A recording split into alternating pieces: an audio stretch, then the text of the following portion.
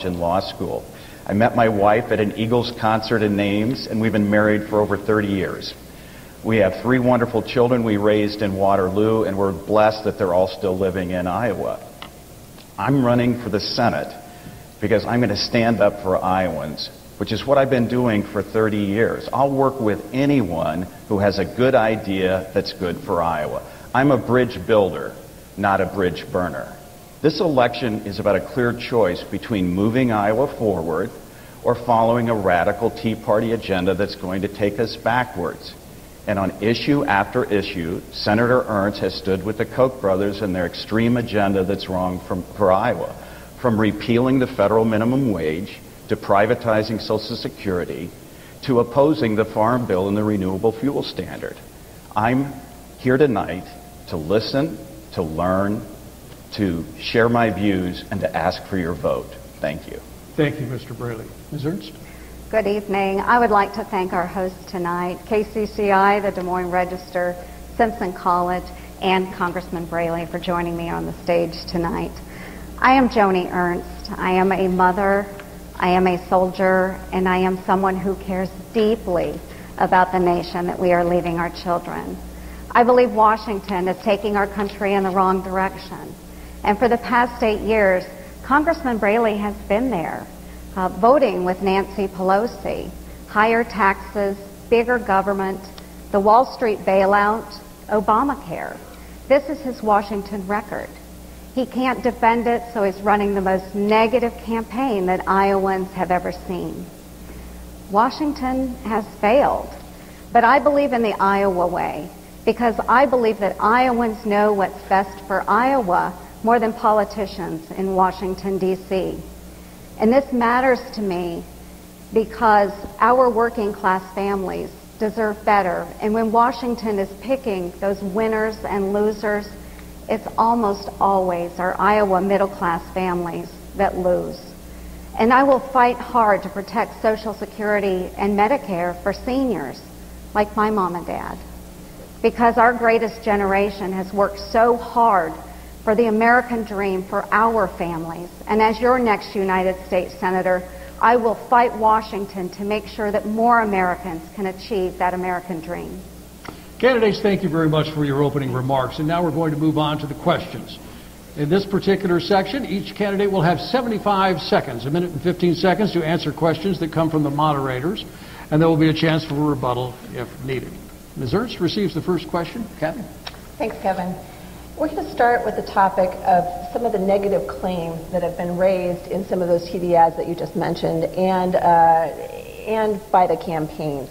The latest Des Moines Register Iowa poll asked voters if various criticisms against the two of you were a big problem, a little problem, or not a problem at all. Ms. Ernst, in this latest poll, 56% of likely voters say it is a problem that you have discussed privatizing Social Security as an option to ensure its solvency. What would you like to say to those voters? I would say to those voters, just as I said in my opening, Kathy, that I will fight to protect Social Security and Medicare for our seniors. My folks rely on those programs also. Those are sacred promises that have been made to those that are receiving those benefits. We have to honor those promises. So anyone that is on retirement, on Social Security, Medicare, and those that are nearing retirement, we have to keep those benefits. Again, that promise has been made. But we have to acknowledge that there is a problem with Social Security and Medicare. And within 20 years, the system will be broke. We have to address those problems. And we need to look at many options out there. I haven't endorsed one option over another, but we need to come together in a bipartisan manner to solve these issues. Now, Congressman Braley has been there for 8 years, and yet we haven't seen any resolution to this issue. Every 2 years it comes up as a campaign talking point, and yet we're no further down the line. We need to protect our seniors with Social Security and Medicare. Thank you. And Mr. Braley, in our register poll, 66% of likely voters say it's a problem that you've missed a large percentage of the congressional committee hearings on Veterans Affairs. What is your response? Well, the ads are misleading, and if people want to know my true record on standing up for veterans, they can go to my website and look at Braley True Team, where it lays out all of the things that I've done for veterans in 8 years. Because one of the things that I've done is I've helped members of the Iowa National Guard coming back from Iraq who were denied benefits that they had earned for GI Bill education assistance and for hardship pay. I also helped a young man in Dubuque who was a wounded warrior who was not able to stay in his home and had applied for a benefit and was denied. I helped him get that and then introduced a bill in his name so that other wounded warriors can stay in their homes, the Andrew Connolly Veterans Housing Act. I've also helped over 400 Iowa veterans with disability claims, and I've helped women in the military, female veterans, get more protection when they're the victims of sexual assault and domestic abuse. If you look at my record, you'll see that this is very personal to me. My father was a World War II combat veteran who served on Iwo Jima and brought the wounds from that war home with him. That's why the truth is that I have been there for veterans. I've made 97% of the votes at the VA hearing to stand up for veterans, and I fight for them every day. All right, if it's all right, we'll move on to another question. Social Security. It was just mentioned. Pretty much everyone seems to agree that in about 20 years, 2033 or so, Social Security is no longer going to be able to pay its benefits.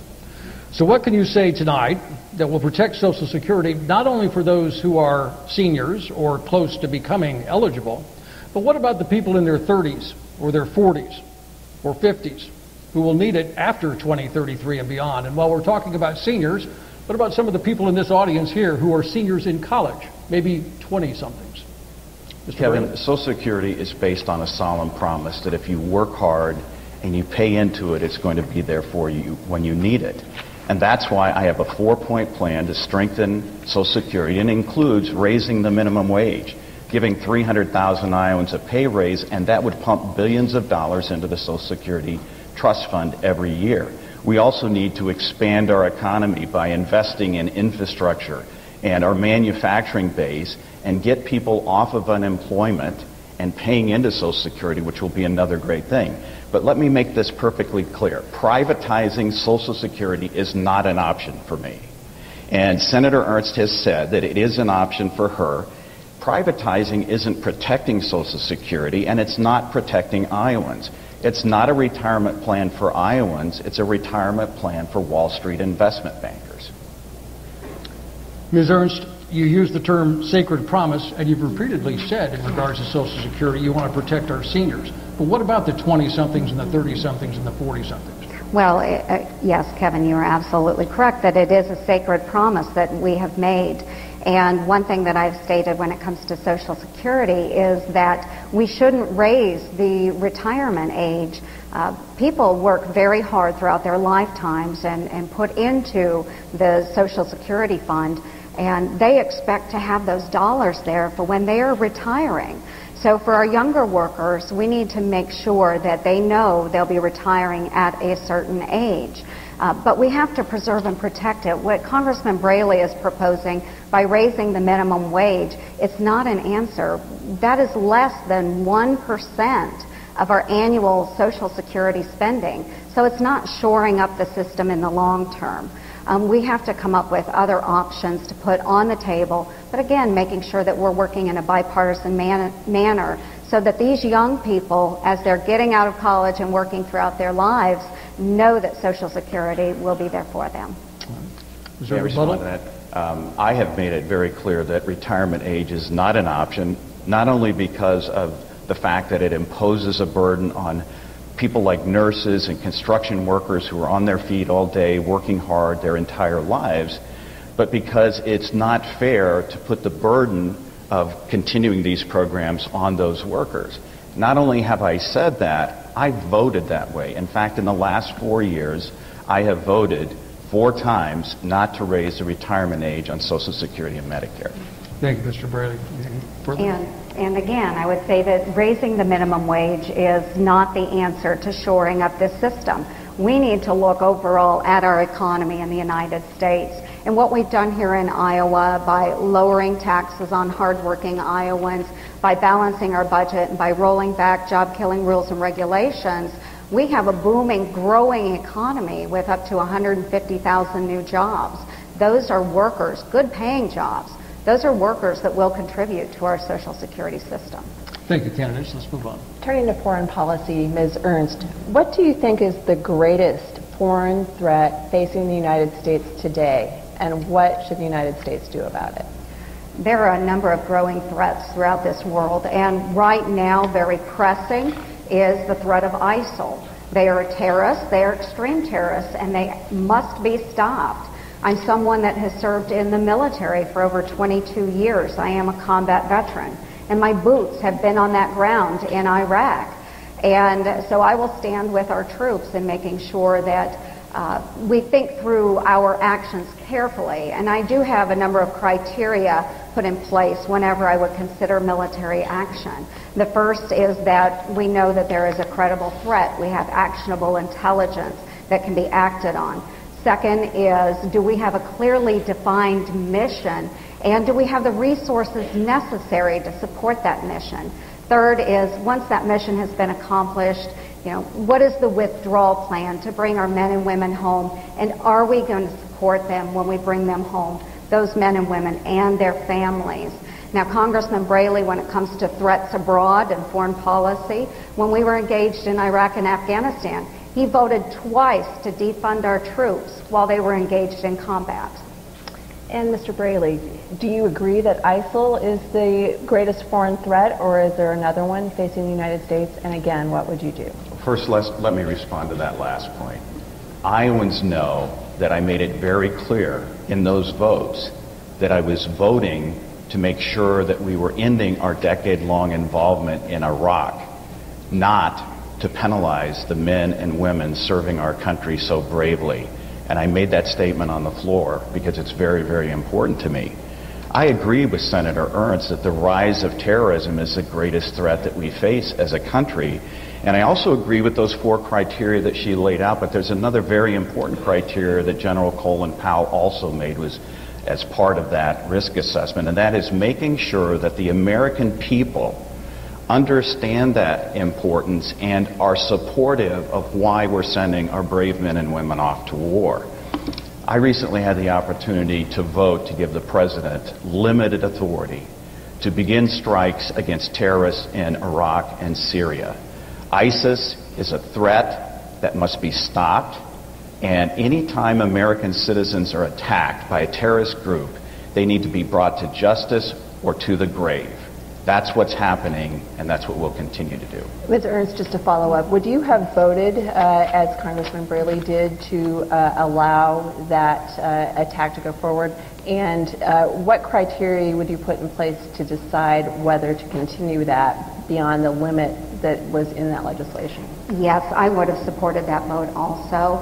And the criteria that I've laid out previously is what I would use as we move through this process to determine if further action is needed. I would use those same criteria. Americans are resilient.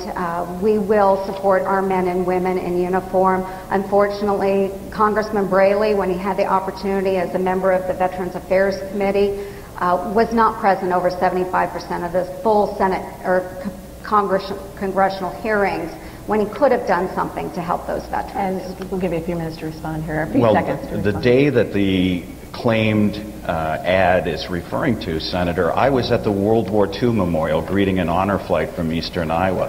I actually attended a 90-minute Veterans Affairs hearing that same day. And I went to a classified briefing because I care about what's happening to our men and women overseas. Those are what you can learn if you go to my website and look at Braley Truth Team. You'll learn the true story about what I've done to fight for veterans. And we need to make sure that every time we honor our veterans is in a way that is honoring their service. Candidates, thanks a lot. We'll move along to another topic here, one that I think we'll probably want to hear from you about, and that is affordable care. The Affordable Care Act, or Obamacare, it is the law of the land, as you know right now. In recent days, there have been some reports that show it has even reduced medical costs in some states that have expanded their Medicaid eligibility.